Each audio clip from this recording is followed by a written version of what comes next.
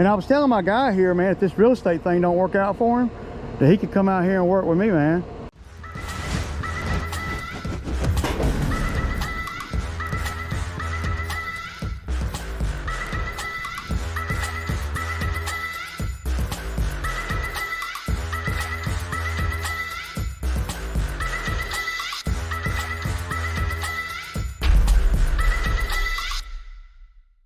Yeah, I got to meet a gentleman down here at this property. It's about a 15-20 minute ride. I got to meet him down here at 8:30. It's 5 minutes after 8 now.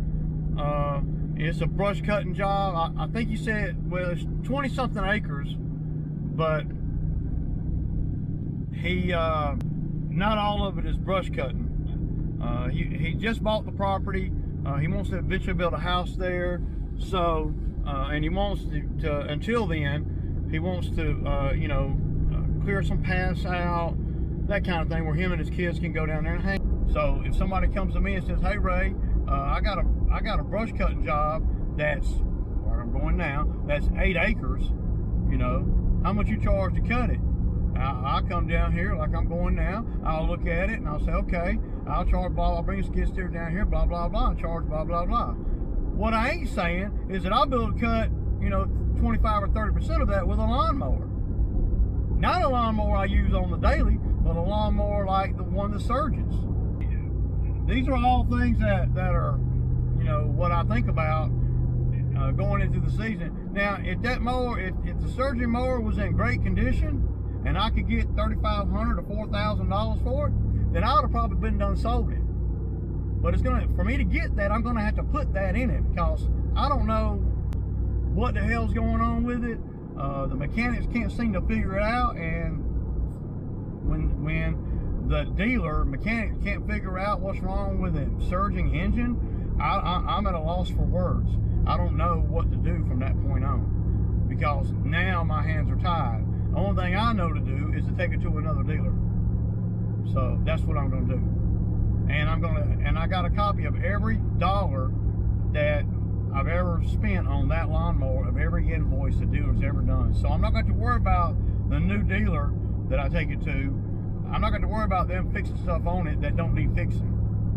And that's what I ran into with my other dealer. Though I didn't have to pay full retail, I still, I mean, I spent $1,000 or so replacing parts, and it's still surging. And I know that as soon as I take it to another dealer, they're going to replace them same parts. No. We're going I got every invoice, and it's got all the work that I've ever done to that. I don't know how much footage I'll get over here today, but, you know, we'll see. Okay, y'all. So I got that job. We decided we're going to do 1,500. Probably take a day, me and another guy. You know, I probably could have got a little bit more. I always think that anyway. But it's a brand new customer. He's got 20 something acres there, and let's go on and do it and get it cleaned up. Let him see the work ethic, and let him see, you know, how I do it, how I roll, and the thoroughness that it's going to be. You got to do that, man. If you ask me, I'm giddy about it, man, because I love doing stuff like that. So I got to prepare now. Got the job, so now it's prepared. So there's a couple things I got to think about. Okay, my grinding brush cutter does not do so good in that light stuff. It'll do it, but it won't do it as good as my standard brush cutter. And my standard brush cutter is wider as well. So yeah, so I would want to bring out here, I want to bring both the brush cutters and the grapple bucket. And if I bring the grapple bucket, I'm going to bring the tooth bucket either way, because the tooth bucket goes in the grapple bucket. So yeah, I'm stoked, man. The dude seems really cool, so we're gonna yeah. And you know, you have to, you know, for me, considering I don't normally work outside the database too much, for me, we're gonna have to trust somewhat. That's why it's mandatory that I meet people on jobs like this. If they ain't got, if I don't know them, and they ain't come highly recommended or whatever, then I'm not going to do the work without meeting them. And then if I have a bad feeling after meeting them, then I'm not going to do the work. So, but he agreed to $1,500, and I think $1,500 is a good price for me and for him. And the best thing is relationship building. That's the best thing. Repetitive work. That's what you want, man. And then you want people that own land to call you, and then you want the people that own land to tell all their friends that own land. And next thing you know, you're doing a lot of that. And you got to build up to that. You don't just wake up one day and say, hey, I think I'm going to go buy a skid steer and a brush cutter, and I'm going to become, you know, a skid steer brush cutting guy. And it's a little bit more in depth than that.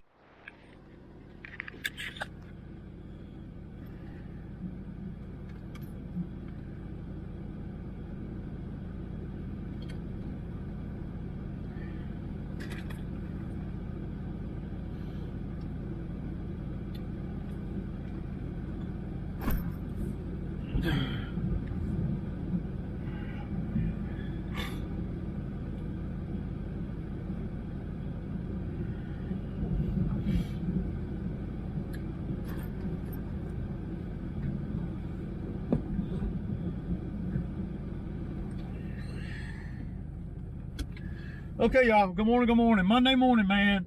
The new guy has scheduled for the day off today. He has some errands and stuff he had to go take care of.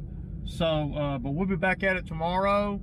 I picked up another brush cutting job. We'll be starting on that tomorrow.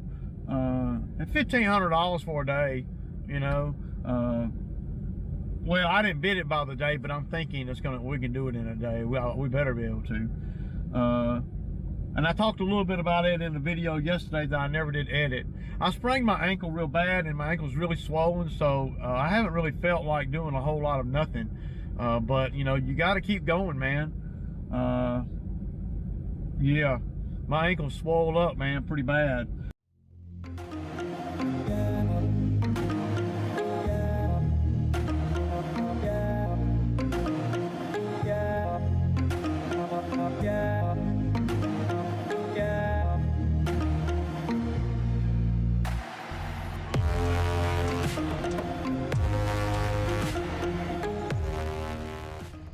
Now, I ain't got many customers, y'all. I don't have many customers that dig. They don't. I mean, so I showed y'all some of this yesterday, and what we're seeing now is, look, y'all see that up in there, dude? Oh my, oh, probably damn. Can't, but I mean, shit. Oh, I can see it. They can see this. Look, see this hoe? Mm-hmm. Let me get the shovel. Look how far I can. Oh my God, dude. It feels like, oh no, it just keeps going. Yeah, it just keeps going. Well, I know what I mean, I don't know for sure, but I know what. I mean, I think we gotta rent a backhoe. I don't think we're properly equipped to do all this, because with the backhoe, because the problem with this is you're driving over all that compromised shit. Right. Let me sit down. Yeah, you're driving over all the compromised shit, which I don't know how big of a deal that is, you know? I don't know. Well, with the backhoe, you can reach up over it, and you don't have to really go drive over it. And it's this wide, it looks like. Yeah, it feels like it's, yeah, probably a foot, maybe a foot and a half. Would be sweet if we could pump some shit underneath there, dude. Yeah, I know. What do they use? Don't they use some shit to lift concrete and shit up? Yeah, some sort of foam. Mm-hmm. But I don't know if that would be good for this, for the long term. Yeah, I don't know either. But I think what's going to have to happen is we're going to have to expose the pipe from the top, right? Yeah, I think we're going to. That whole row there, that, you know. All this shit, I mean, we're going to have to uncover it all. That's for certain. I could do that. And it seems. I could do that with that, though. And I think it's fairly stable right here. Yeah, me too. It looks solid. I mean, I was. I think if I bring the bucket up to right there and then lightly digging, and you won't out here with the shovel in hands, and we know that because a backhoe, man, well, number one, the inexperience on one, I mean, we might hit something. Yeah. I know that I can, look, you got, look, you see we got what, 2 foot, 1.5 foot of dirt. Yeah. Right? And if I put that bucket on top of that, then we can just cave it in. Is that right on top of the pipe? No, I'm on top of the pipe right now, but it might wrap around to the pipe. But I don't think a bunch of dirt falling on the pipe is gonna hurt anything. No, oh no, as a matter of fact, it needs to be all on the pipe. Yeah. Dirt, there don't need to be no space nowhere around the pipe if we can stop that. Yeah, fuck it, man. I think that I can come on the top there, dude, and I think I can dig down enough to where we can either cave it in right there. We're gonna have to do something though, dude. We can't even if we figured out a way to pump some shit up in there, we ain't gonna know how bad it is. We gotta know how bad it is. Yeah. We gotta uncover. We gotta compromise any cavern, right? Fucking roots, man. Shit probably ain't helping either. No, but Yeah, let's do it, man. let's just. So we know that it goes straight up at 8 feet or so. But you guide me from the side there, and then I'm just gonna go down and I'm gonna pick the dirt out and I'm gonna put it right on our pile right there. Yep. Yeah, And then let's just do it back and forth and see what we got. Okay, y'all, so what we're gonna do, y'all see where that line is? We're gonna use the tooth bucket. We're gonna try to compromise whatever is going on there. That's pretty bad. It goes all the way. He stuck that whole thing all the way up in there, man. So yeah, that's not a good thing, man. Yeah, this is a little, and like the owner was saying, he said, well, we could go rent you know, a Mini X, but I think that for this little job and our inexperience on a Mini X, we might hit something that we ain't supposed to hit. And if we had a bunch of jobs around here to do with the Mini X, that'd be cool. But if we rented a Mini X, just by the way me and him both think, well, if we rented it right now, it'd be 2 o'clock, 2:30 before if we ever even got it, if they got one available, and then we'd be pressed. So we're gonna do it with a skid steer. I'm gonna come in here and I'm just gonna use the tooth bucket and him on the ground with the raking shovel, and that's how we're gonna roll with that.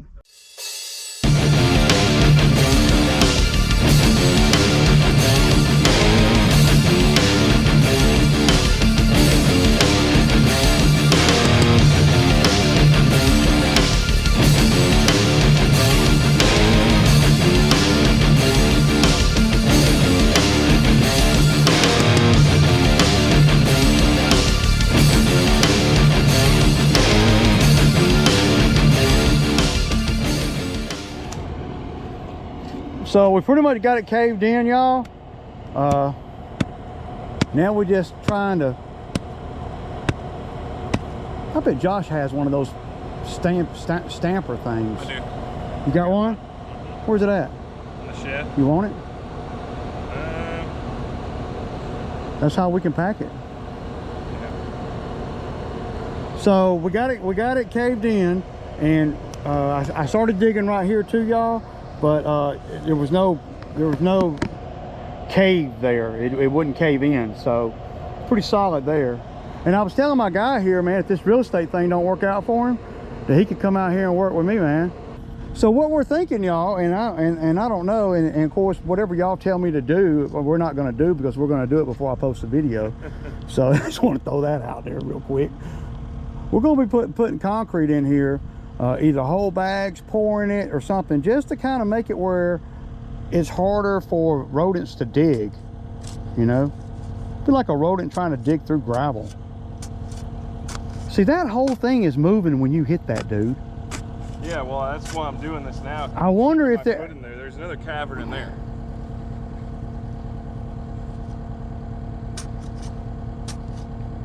See, and our inexperience here, y'all, really is showing. But this is how you get experience without paying a freaking engineer.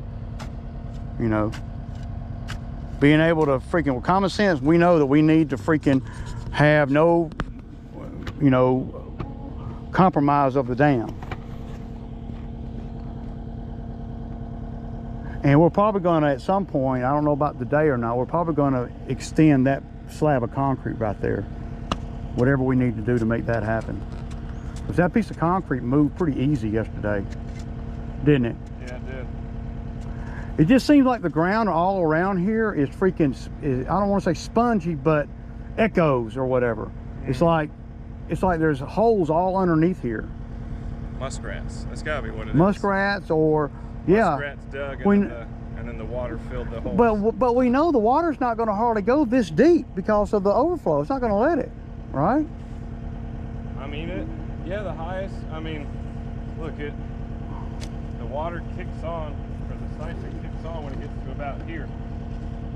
So, but all that pressure still pushes the water up in here. Yeah.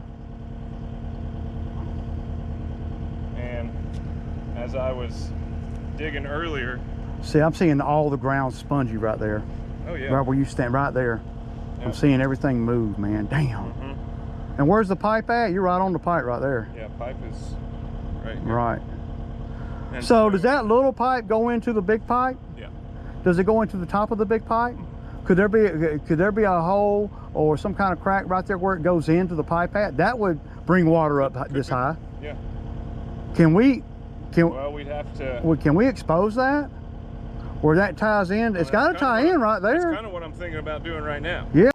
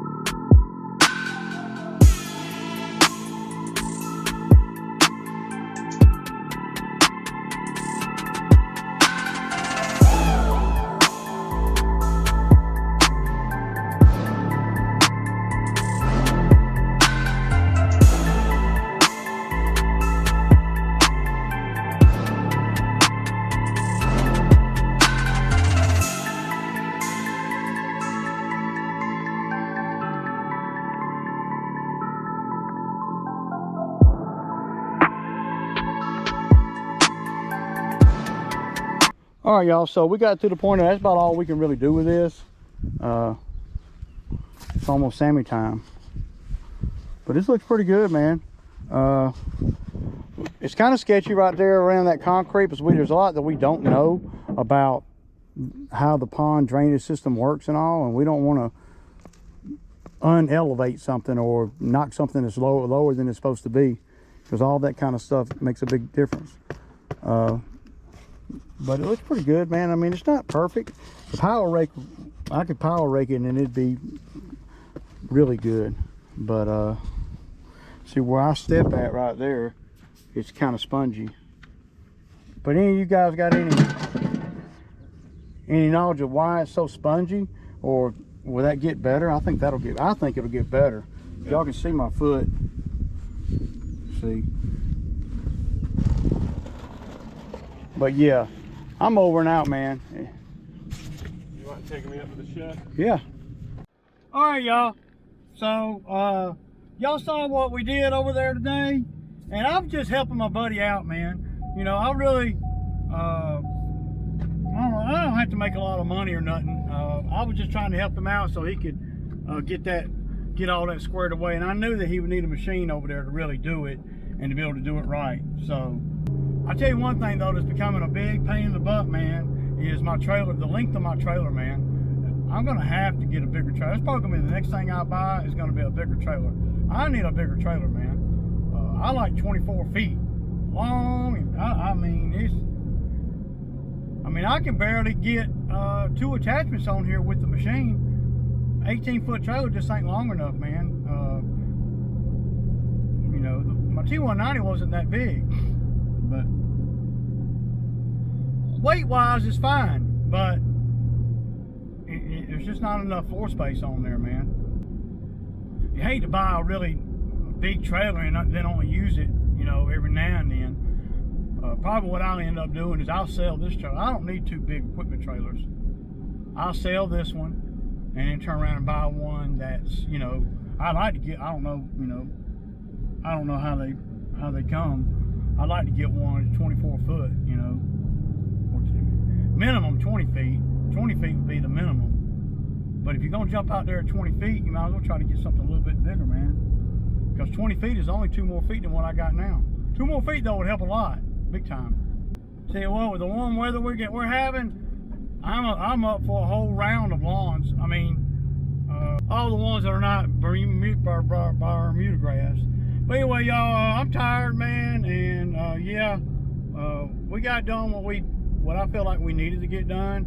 So deuces.